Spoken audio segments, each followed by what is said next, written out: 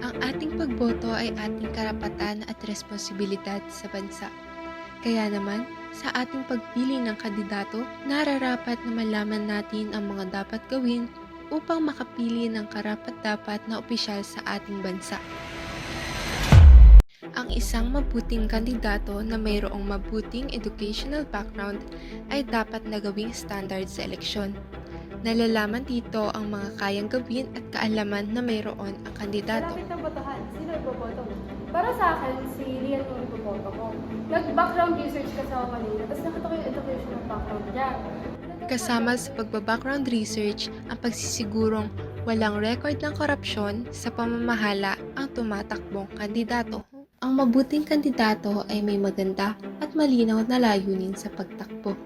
Alamin ang kanyang mga balak na ipatupad na plataporma upang malaman kung ano ang kanyang layunin. Siguraduhin ang kandidato ay huwaran at modelo sa taong bayan. Ang mabuting kandidato ay may malasakit at pakialam sa taong bayan. Narito naman ang mga hindi dapat gawin sa pagpili ng iboboto. Una na rito ang hindi pagtanggap ng pera sa pagboto.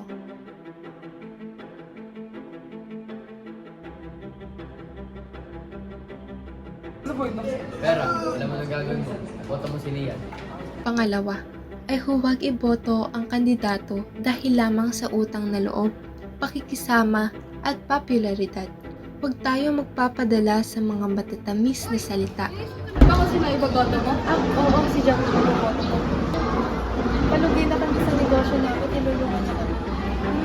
So parang utang na loob yung dahil lang yung pagboto mo? Parang ganun.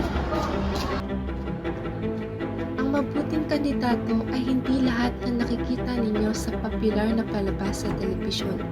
Subalit, siya ay makikilala sa malasakit at dedikasyon sa paglingkod sa bayan.